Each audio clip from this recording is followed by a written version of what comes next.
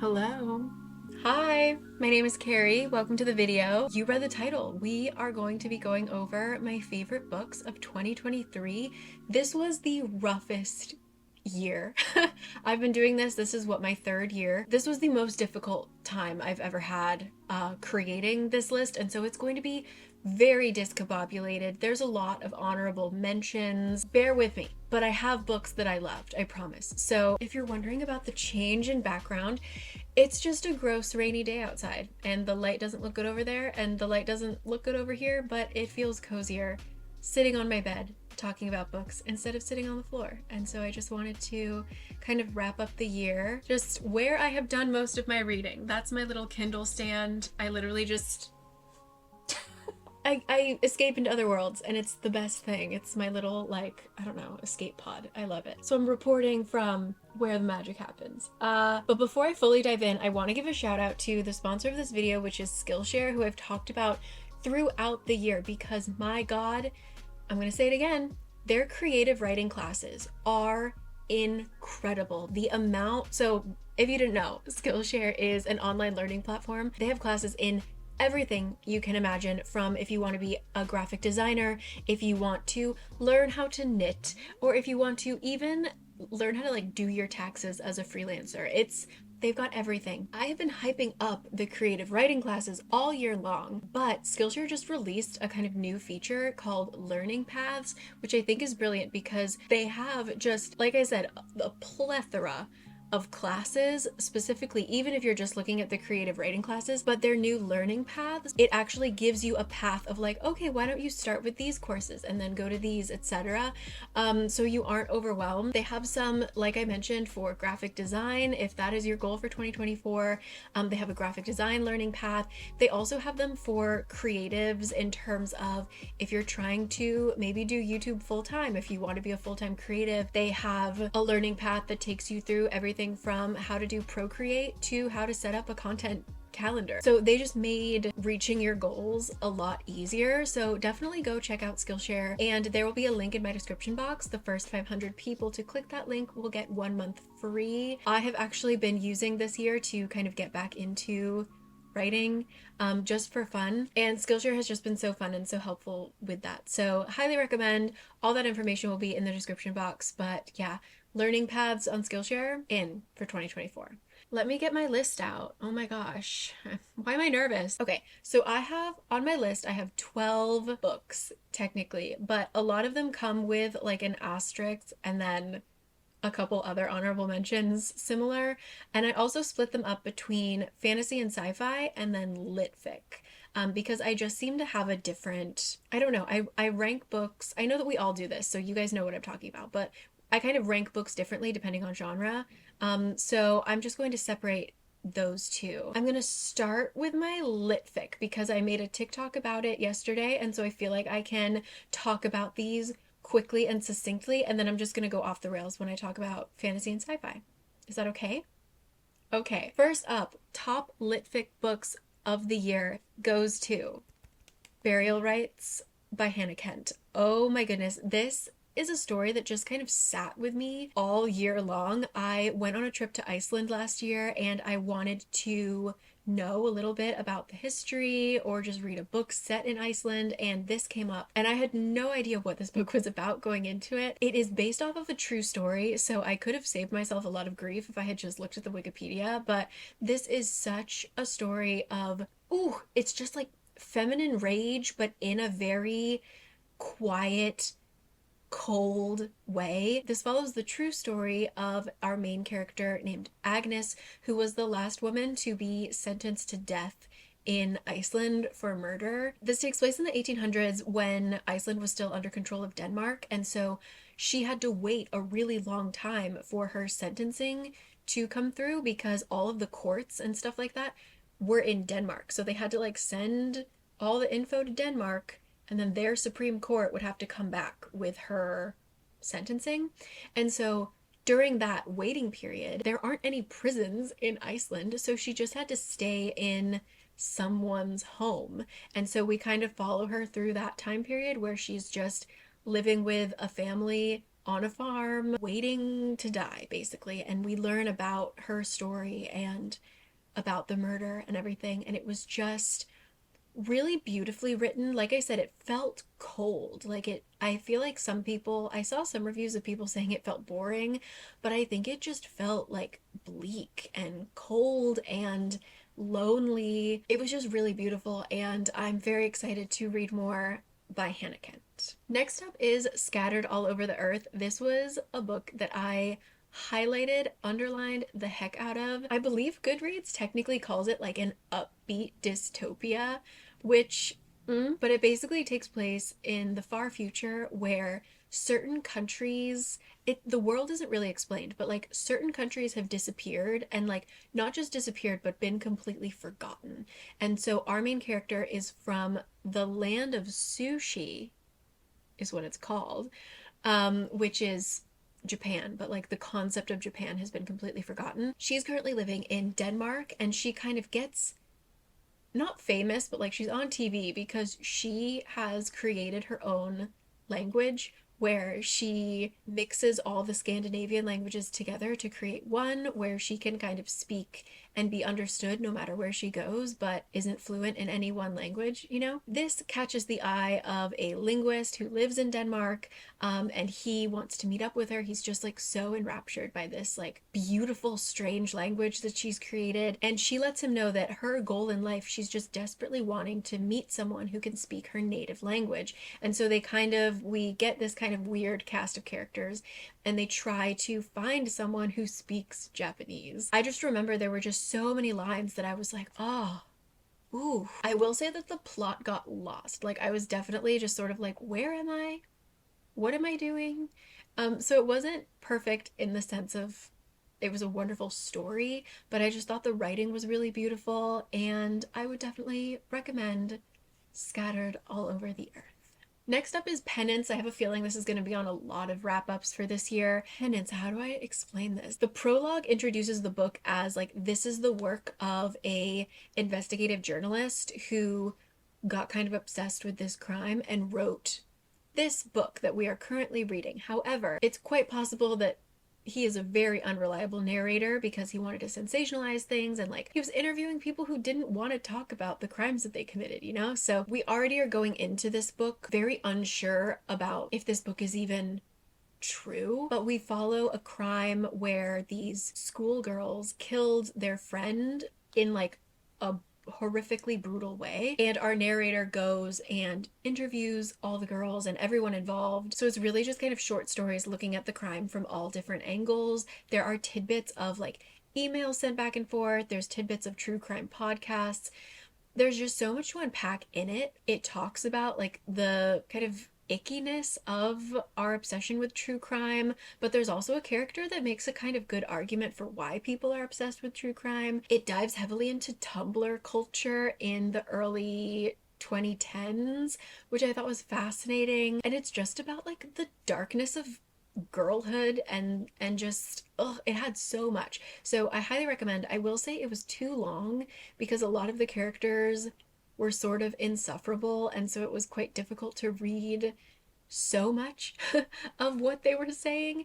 So I think it could have been a lot shorter, but overall I just could not put it down. Really enjoyed. That was Penance. And last but not least, for litfic, I finally read Giovanni's Room by James Baldwin. Oof, this was just so short but so heartbreaking and beautiful. This book mostly takes place in Paris, where we follow an American he's in just a very tumultuous kind of no man's land part of his life. He ends up meeting this man at a bar, and they start this relationship, and it's also a book that just has so much to unpack in it. It's such a small book. It talks about love and self-hate and responsibilities and pressures from society, but also just about how beautiful Paris is. Oh, like this is another book that I just underlined nearly every line. Like there was one scene where he was talking about like the act of getting out of a taxi, or like the act of like looking out a taxi window, and the way that he described it it like broke my heart. And for an action like so mundane as that to like hit me and stay with me, I read that like I think over summer. Um okay, excellent. So that was Giovanni's Room.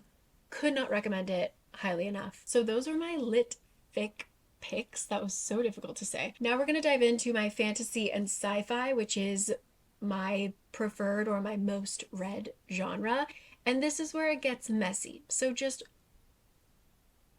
let's just go with it. You know, we're just chatting about books. I had a relatively not awesome reading year, I think, because this was really a year of sequels or like continued series that I loved, and they were kind of letdowns. I didn't read a sequel that I was like, oh, I love. I had a kind of rough time with this list, but now I'm okay with it. And we're just gonna dive in. The sequel and third book of a series that I read this year that did not let me down, but it did take years off of my life. Harrow and Nona the Ninth. You guys know that last year Gideon the Ninth was one of my favorite books, and then I tried to read Harrow like directly afterwards. I was like, Gideon, check. Next up, Harrow. And my brain said no, because if you've read Harrow the Ninth, you know that it is intentionally incomprehensible for most of the book. Something happens that makes the plot just go haywire, and it's very confusing. And my brain was just like, not yet, Carrie. And so earlier this year, earlier in 2023, I decided mentally I can handle it. I want to read Nona so badly. Let's go. And so I read Harrow and Nona back to back. And honestly, there's a Wikipedia. I had Wikipedia open, and just like after reading each chapter would skim and make sure that I understood what I just read. So this was not an easy read at all, but it was so worth it. Tamsyn, I don't understand how she writes the way that she writes. The voice of each book is so drastically different, but it's so cohesive, and I'm just so obsessed, and I can't wait for Electo to come out. I can't even really describe the plot to you because they're all so different and strange. This universe has multiple planets, and each planet has like a ruling family, and they each have like a specific magic kind of thing that they are in charge of. And so in Gideon the Ninth, we follow the ninth planet, and they are all about necromancy. They do bones, okay? They all work together to protect this tomb. And in Gideon the Ninth, they are all brought to one planet in order to partake in this kind of competition slash ritual that would take the royal families and raise them to this level of almost like a demigod. This sounds really dark, but Gideon the Ninth is so laugh out loud funny. I was like shoulders shaking in public reading this book 2 years ago. Harrow and Nona continue from there. I would kind of be spoiling things if I said any more, but they're just so good, and I don't know how she's gonna end these. I'm so proud of myself for reading them, to be honest. I'm not explaining these well at all, but like, please give them a try if you are interested in sci-fi. I know it sounds more like fantasy-ish, but it's just and then I have honorable mentions underneath Harrow and Nona, some books that I think are similar that I read. And if you liked Gideon the Ninth, you would enjoy these. I finally read All Systems Red, which is the first of the Murderbot diaries. These are novellas that have a very similar voice, I thought, to Gideon the Ninth. Very just like dark, humorous, hilarious. And the first one I thought was such a great introduction to the world, and I finished it being like, I need to read these all right now. And luckily I held myself back so that I have something to look forward to this year. But without telling you too much of the plot, we basically follow a murder bot who is this kind of humanoid robot thing that is trained to be this like murderous bodyguard thing, and you can rent them out. And so our murder bot is tasked with being the kind of security guard for this research team. And the only problem is the murder bot happens to have feelings and like a moral code and an obsession with trashy reality TV. And the robot definitely isn't supposed to feel any of those things. So he's just kind of an anomaly, and we follow him through his mission that of course gets sabotaged, and it's just so good and so short. So highly recommend All Systems Red. And so that one leans more towards sci-fi. If you want to lean more towards fantasy, I highly recommend A Master of Djinn. This takes place in a futuristic alternative Egypt where we have two detectives, a assassin slash spy. They team up and they try to take down this weird secret society of like white men. It's very like 1920s when like the British would come down to Egypt and be like robbing pyramids, and this whole like kind of obsession with Egypt and Egyptian mythology took off. Like those crazy white people are up to something, and so we have to take them down. And it was just funny. I thought the setting was great. It was just so good. So those two are honorable mentions that I think link up very well with Harrow and Nona the Ninth, and I had a fun time reading them. All Systems Red and A Master of Djinn. Next up on my list is not an honorable mention. This is a true favorite, and that is The Last Tale of the Flower Bride. I am sure this is on everybody's list this year. This is a dark little scrumptious fairy tale that takes place in modern times, but it does not feel like it at all. We follow two girls who become best friends and have this very dark obsession with fairy tales. They believe that they were stolen from fairy and it's their destiny to kind of return to fairy where they are queens and they will rule and all this stuff. And so much of the book is just their kind of childhood and teenage years of them trying to be fairies and like doing all these weird rituals and stuff like that. And it's so just delicious. Like the words that she chooses are so atmospheric. But on the other hand, we're now in the future where one of these girls has gotten married and the husband is kind of going over like what he knows about his wife and trying to figure out some mystery that happened in that childhood. And it's just like scrumptious is truly the word that I would choose. It was so, like I said, atmospheric and dark, and I read it while I was in Prague, so I just felt like I was in a dark fairy tale. Like it was so immersive. I had the time of my life. Absolutely recommend The Last Tale of the Flower Bride. I took a little break to hopefully get my voice back from screaming about these books.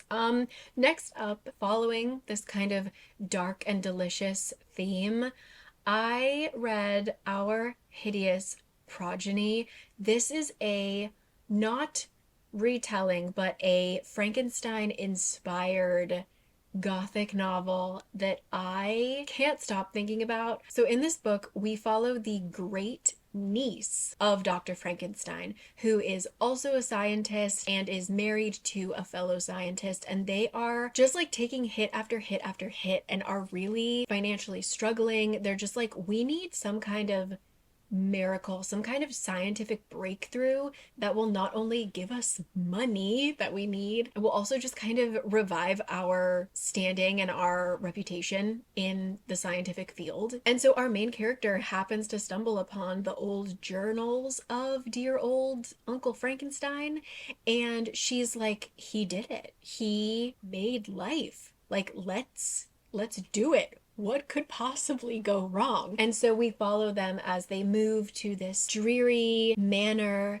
in, I think, is it Scotland or like somewhere in northern England, just like this kind of very lonely little place where they have a workshop and they're going to bring something to life. And like I said, what could possibly go wrong? It's just really beautiful. There's a sweet, kind of unexpected romance, just the setting, the monster as well. Like it just, I don't know what it was, but it just scratched an itch that I needed it to, and I loved it, and I read it while I was in the British countryside, and so it was just, I felt in it and loved it. So that is Our Hideous Progeny. Highly recommend. Highly recommend. Next up, I read a book recommended to me by my friend Perry. Thank you. And this was not a feel-good book. This was also a book that I didn't expect to draw me in as much as it did. I started reading it before a flight, and I like almost, thank God the airport was the last stop on the line, but like I was reading it on the train. Like I just couldn't put it down. I was willing to miss my flight for this book, and this is Kindred by Octavia Butler. This is my first book by this author. will not be the last. I had, what's the other, the parable. I had her other book out actually from the library, and I simply didn't have time. But Kindred, like I said, couldn't put it down. This is a work of science fiction, and we follow a woman who is living in the 70s, I think, in the US. And she and her husband are like moving into a new house, super just like mundane, like they're unpacking boxes. And all of a sudden, she just goes like, whonk, and wakes up on a plantation in the deep south in the like 1800s. And she's a black woman. I don't know if I made that clear, but like this is not the place she should be. Before she even has a chance to be like, oh fuck, she sees that there is a boy drowning in the river and immediately saves him. And once she saves him, oh, she's back in the 70s. Oh no. And as we follow her story, she keeps getting pulled back to this particular plantation, and it's always revolving around this family. And it was just so, oh, once you saw where it was going, I was just so, oh, you just feel so many emotions when you read this book. And yeah, it was just fascinating. Like, I could not put it down. I don't want to say any more for risk of spoiling it, but truly incredible. If you're interested in time travel, if you're interested in history, but it is really gruesome, like please look up the trigger warnings. We are on a plantation in the deep south in the 1800s. So know what you're going into, but it was true. Oh, that was Kindred by Octavia E. Butler. But to lighten the mood a little bit, let's switch tracks. This is where I really get into my like honorable mentions. I couldn't pick one book. And that is simply that this was the year of me reading not just cozy fantasy. I don't want to say cozy because I feel like that was 2022. 2023 was like the laugh out loud, silly fantasy. This was truly the year of T. Kingfisher. I consumed her catalog, and somehow I still have so much more to read. This woman writes so much. So the representative of this category, I will say, is Paladin's Grace. This is by T. Kingfisher. This is a very short fantasy romance that involves a soldier who had pledged his soul to a god, but that god died, which is weird because that's not supposed to happen, right? And so he is kind of existing now with this, his literal reason to live is gone. So he's just kind of feeling unmoored and very just like upset with himself because he was a warrior, he killed so many people, but like now that his god is gone, he's sort of like, why am I like this, you know? And he's losing control of his ability, his like killing ability that his god gifted to him, you know? So he just feels like he has no purpose, and he's also a danger to society. And then he meets a woman who is equally dealing with the shit and like just equally awkward and wonderful. And there is this murder mystery running alongside all of this, but it's basically just these awkward adults trying to flirt. And it was so wholesome and hilarious. And the side characters, the banter, like just checked all the boxes. I went into it knowing nothing, and I walked out of it with the biggest grin on my face. I loved it. And so I will also mention, along with Paladin's Grace, I will basically anything within that world that T. Kingfisher wrote. So that includes Sword Heart or Clockwork Boys or any of the Paladins. I still haven't read Paladin's Hope yet, but Paladin's Grace for me came out on top. But for some others that aren't T. Kingfisher, I will throw a little shout out to the series called Thrown in the Dark, which is, I've talked about it so much, but we follow a man who believes he is a villain, and he is very much not a villain. It's very like a Gru, Despicable Me kind of character, and he accidentally teams up with this kind of sunshine character, and they have to save the world. Who knows? Really, plot doesn't matter.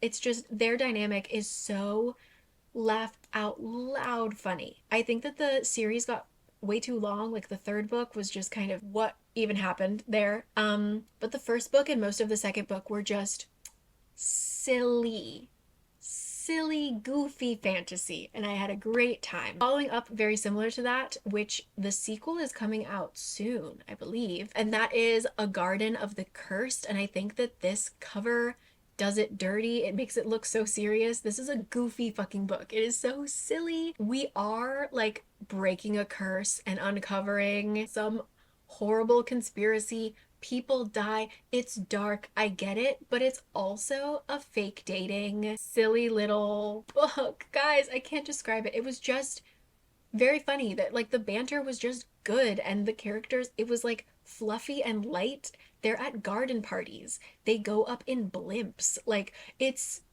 ridiculous that they like do all of this, and then there's also like gangs and murder. But somehow it fits into my light, fluffy, silly fantasy category.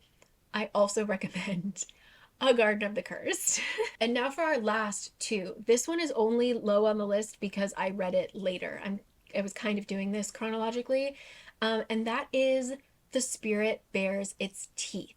I can't stop thinking about this book. So I think earlier in the year, or was it last year?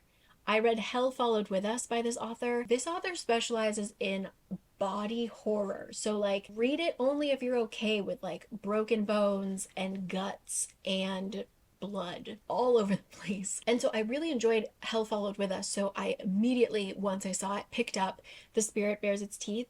This one felt so different, but still so great. This is a fantasy that takes place in a world where just within the past 100 or so years, people started to be born with purple eyes, and with these eyes comes the power to see beyond the veil and communicate with the dead.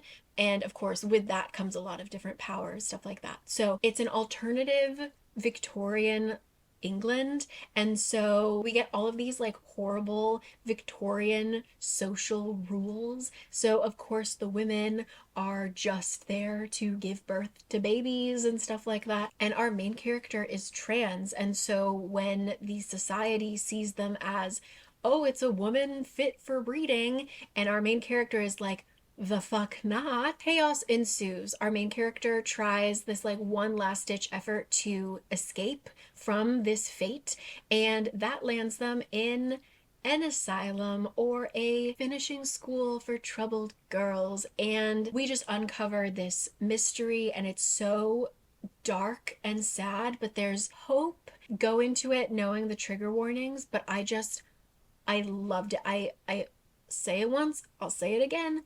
If you can create a standalone fantasy and I am fully enveloped in the world and I get it. Like I understand the magic system, I understand the social hierarchy system. Like it was just so good, but so short. Like it did what it needed to do. And I love that. I felt like this year the reason I had so many DNFs or like not favorite books is simply because books are getting too long. And this book was just perfect. Perfect. But really dark. So that is The Spirit Bears Its Teeth.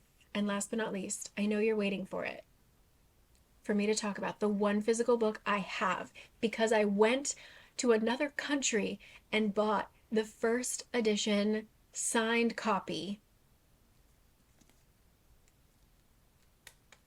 One for My Enemy. Who would have thunk? Who? Not me. Definitely not me. I did not enjoy the Atlas 6. This is by Olivie Blake. I was not a fan of the Atlas 6. I thought that there were parts of the writing style that I liked, but as a whole, I wasn't into it. But for some reason, I thought to give her another shot. And this book knocked me on my butt. I was not expecting it. I went in, again, knowing that I didn't really like the Atlas 6. I was just sort of like, let's read it.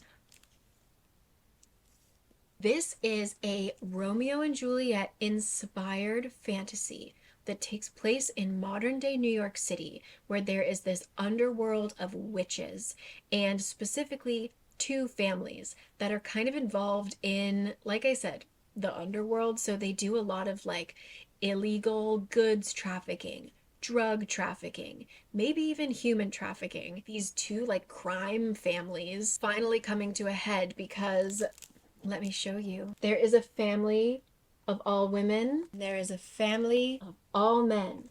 And what do we do when members of these families fall in love with each other when they certainly aren't supposed to? And what if perhaps they kill each other? What happens then? Oh, this was just beautiful. Also, this book is beautiful. It is illustrated. Like, it's just... So, yeah, I've said it before and I'll say it again. I know that this is a book that not everyone would like. I could see this. If this had come to me at a different time, even, I might have been like, what the heck is this book?